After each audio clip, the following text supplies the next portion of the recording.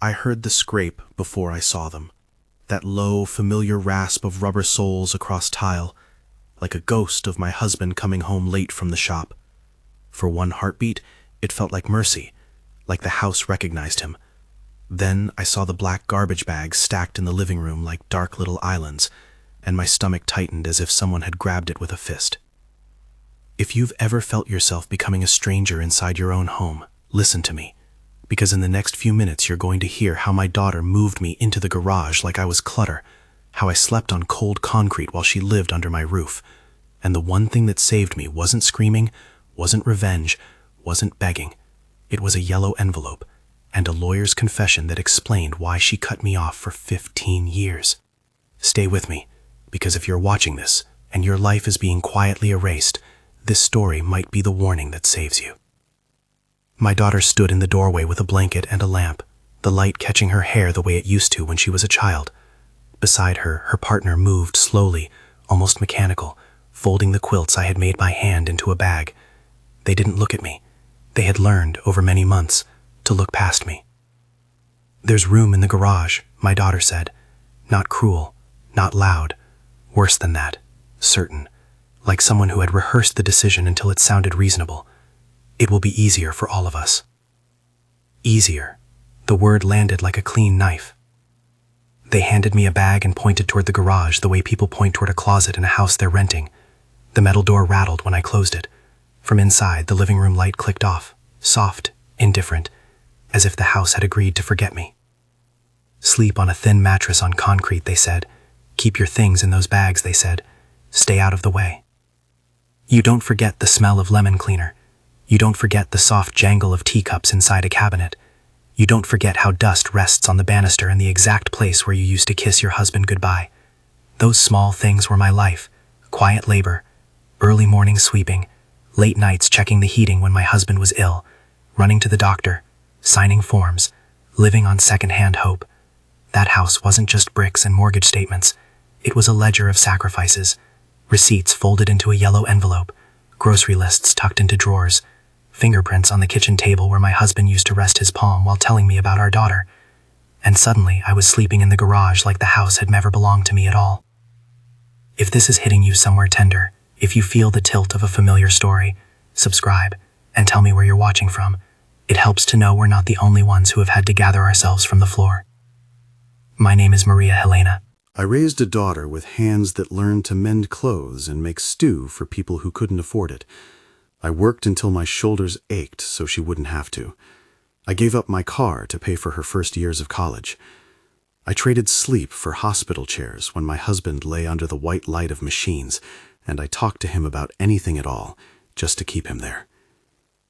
When my husband died, I kept every small paper: hospital bracelet, funeral hymn sheets, old car keys. A neighbor told me to throw some things away for peace. I smiled, and I put them back. A yellow folder became holy to me, not because it was dramatic, because it was proof. Proof our years had weight. When bills came, property taxes, repairs, I paid them. Sometimes I sold something to cover medical bills long after he was gone. I kept the receipts like stitches holding me to him. Then my daughter changed. Not all at once, slowly. A birthday dinner shifted from my kitchen to a downtown restaurant. Family photos migrated from the hallway to a frame in her room.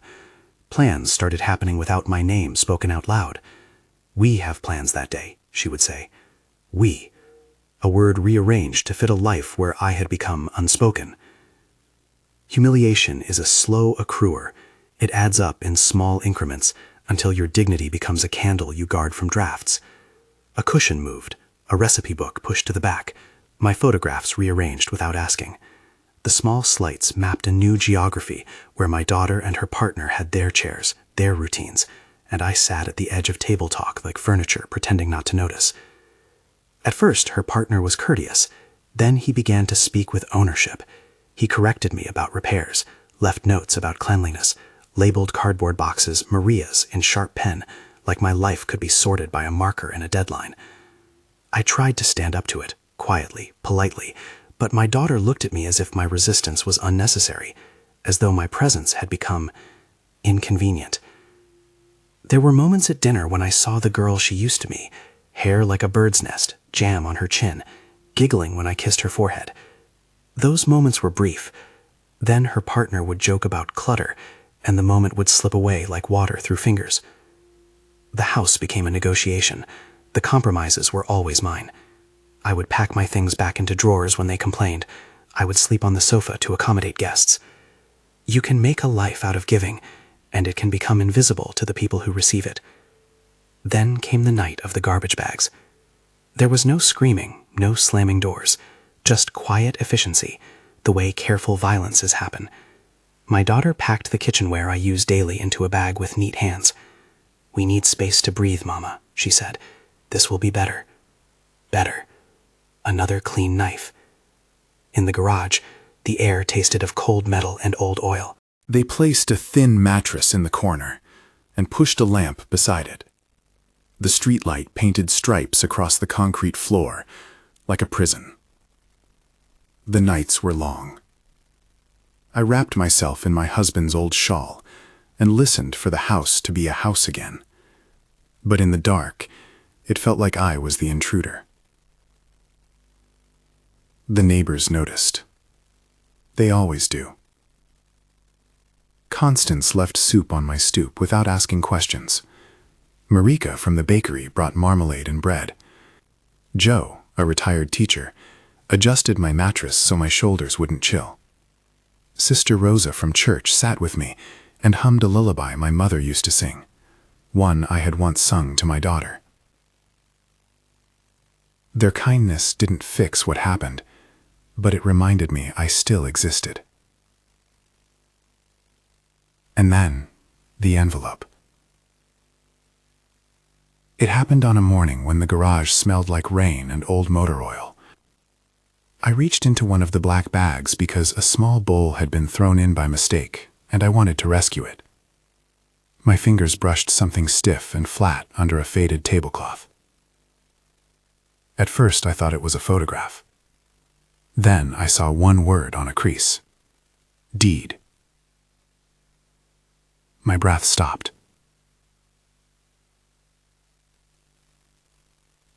The envelope was yellowed at the edges, the paper soft from age.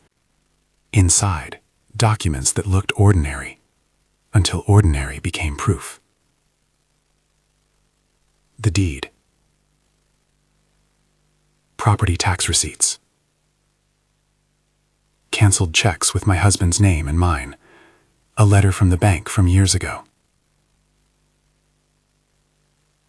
My fingertips traced the ink like it could warm me, and in my chest, beneath fear, beneath humiliation, something bright moved. Possibility. Humiliation had bent me. It had kept me in the garage apologizing for existing. But paper has weight. Paper tells the world, this happened, this was paid, this was built. I sat on that thin mattress with the papers across my lap and thought of every shift I worked, every cigarette I never bought, every bill rearranged so the house didn't fall into someone else's hands. I had stewarded that home. I hadn't called it ownership in the language courts respect. But my life had written itself in receipts. At dawn, I walked to Constance's porch, holding that yellow envelope like a relic. She opened the screen door before I knocked, took one look at my face and said, "We'll all come over."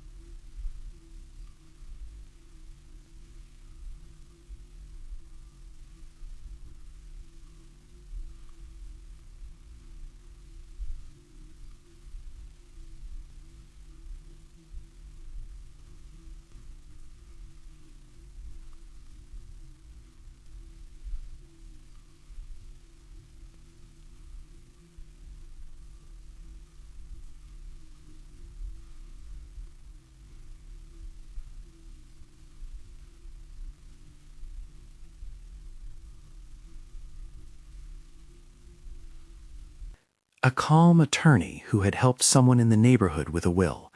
Not theatrical, steady.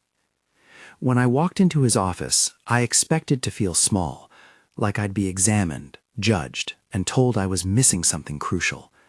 Instead, he unfolded the papers with gentleness. He read without surprise. Then he looked up at me. "These documents tell a story," he said. He didn't say victory. He didn't say revenge. He didn't promise anything. He said the words that changed my life. "I can't promise what will happen, but I can make the facts clear." And that honesty felt like relief. I didn't need a miracle. I needed a craftsman. He listed what we needed: names, dates, receipts, witnesses. He wrote Constance, Marika, Joe, Sister Rosa. He explained the next step, a formal notice delivered neutrally, so the disclosure would be recorded in front of witnesses. He used one word that made my throat ache: dignity. The idea that the law could restore dignity, not as a weapon, but as translation, was something I never knew I was allowed to hope for. That night, I slept in the garage again, but not the same way. The mattress was thin, but the papers were under my pillow like a map, and I realized something terrifying. The moment paper becomes visible, someone is going to panic, because people can erase you socially. They can't erase you legally so easily. I worried about my daughter's face when the notice arrived. I worried about the partner's anger. I worried about silence growing thicker. But my neighbors became a quiet army. Tea, soup, a fixed hinge, a hymn. Small acts that said, "You're not alone." The morning the notice was delivered, the light felt ordinary and immense. It slid across my kitchen table, turning the papers silver at the edges. Constance arrived with tea. Marika brought cake. Joe carried extra chairs. Sister Rosa sat quietly, hands folded.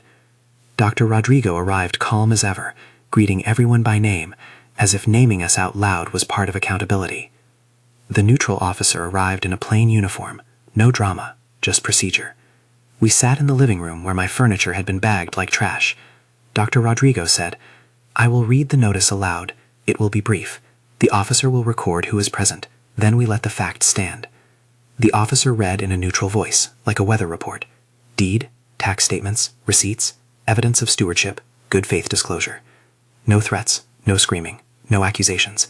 Just facts made visible. And then, my daughter appeared in the doorway. She hadn't come early. She came after the notice was read. Her silhouette halted like someone whose script had failed.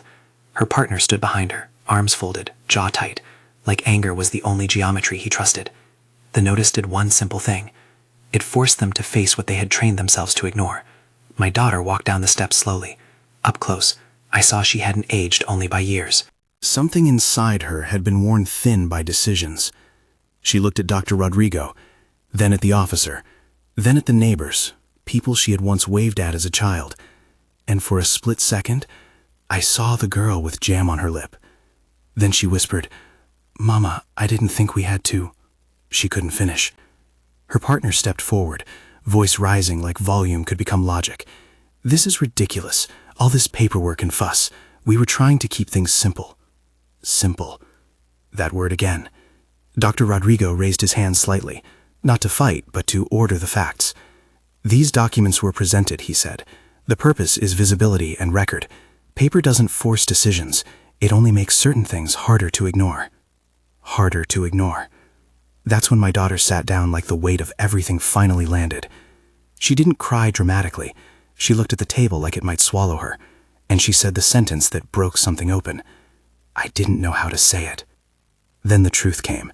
Not the full truth, not a clean villain story. Something messier, more human, and more dangerous. She admitted fear. Fear of money, fear of responsibility, fear after my husband died. She said she thought simplifying the house would prevent catastrophe. And she nodded toward her partner. He said it would be better this way, and I let myself believe it. Her partner's face hardened. There were practical reasons, he said. But Constance, bless her, spoke like a knife wrapped in velvet. You can't decide another person's life should be smaller. That moment wasn't a dramatic explosion.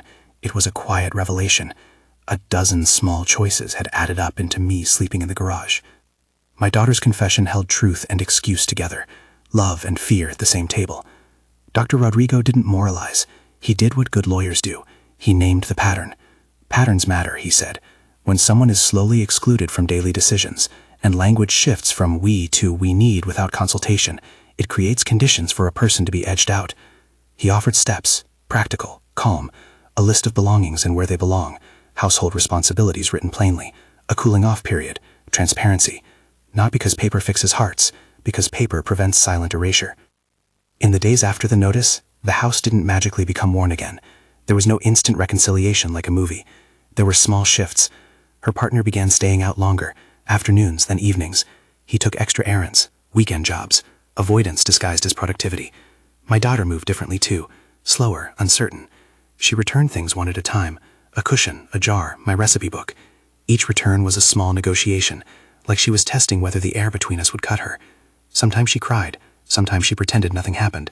I let both exist because healing is not neat. Then she sat at the kitchen table and said quietly, "I know I can't step back into everything. I made choices. I want to help, if you'll have me." I felt anger flare, honest sparks. I remembered cold nights in the garage. But I also felt something else. The power to choose. Because dignity isn't just being loved. Dignity is being able to set the rules of your own life. We made lists. Dr. Rodrigo insisted. Who pays what? Where heirlooms go? Which drawers are mine? Which spaces remain mine? Some items were tender. My husband's shawl stays on that chair. The brass clock stays on the mantel. The recipe book stays in the kitchen. We wrote down boundaries too. I told my daughter calmly, "You can visit. You can be here. But you don't get to decide my life without me again." She listened. Sometimes she agreed. Sometimes she bristled. But with witnesses, with paper, with accountability, old patterns couldn't restart invisibly. Weeks passed. Photos returned to the hallway. Tea returned to the table. The house learned my footsteps again. And then, months later, Dr. Rodrigo sat with us, me and my daughter, on the porch. He called what he was about to say his confession. Not a moral confession, professional clarity. He said, "I can't know every fold of anyone's heart. I can only read patterns." Then he said the line that became the title of this story. "My professional reading is this. Fear of financial responsibility, combined with a partner's tendency to consolidate control, often drives this kind of exclusion." He paused. That is plausible, not definitive, but it fits the pattern in the documents and witness testimony. And there it was. The why. Not a villain speech, not a dramatic reveal, a pattern named clearly. Fear plus control plus silence equals erasure. My daughter cried then, not just guilt, but grief. "I wish I had known how to do it differently," she whispered. I said, "Wishing is the first step to doing it differently." Her partner moved out quietly weeks later. No spectacle, just an exit once accountability existed. And the house breathed. Not because someone lost, because I stopped shrinking. Months after, my granddaughter came to visit. She planted her fingers in soil in the little garden behind the house and laughed when she found a worm. We baked bread. We argued about salt. We lived. I kept the yellow envelope on the table, not as a weapon, as a map. And here's what I learned. Listen to me carefully. People can erase you socially, but if you keep records, If you gather witnesses, if you find a calm professional who translates instead of inflames, you can make dignity legible again. If you are watching this, and your life is being quietly rearranged, do not wait until you're sleeping on concrete. Keep your papers. Write down dates. Ask neighbors to remember. And don't be ashamed to ask for help. Because a life lived quietly still deserves protection. I still hear that scrape of soles sometimes, someone walking across tile. And now when I hear it, I don't hear only exclusion. I hear the sound of a home remembering who built it. If this story hit close to home, subscribe, because every week I tell true-to-life stories where a lawyer's confession exposes the pattern that destroyed a family and the facts that restore dignity. Comment "I'm still here" if you've ever been pushed aside in your own life, and tell me your state or country so I know who I'm speaking with. And share this with someone who's quietly disappearing behind closed doors. You're not invisible. Not anymore.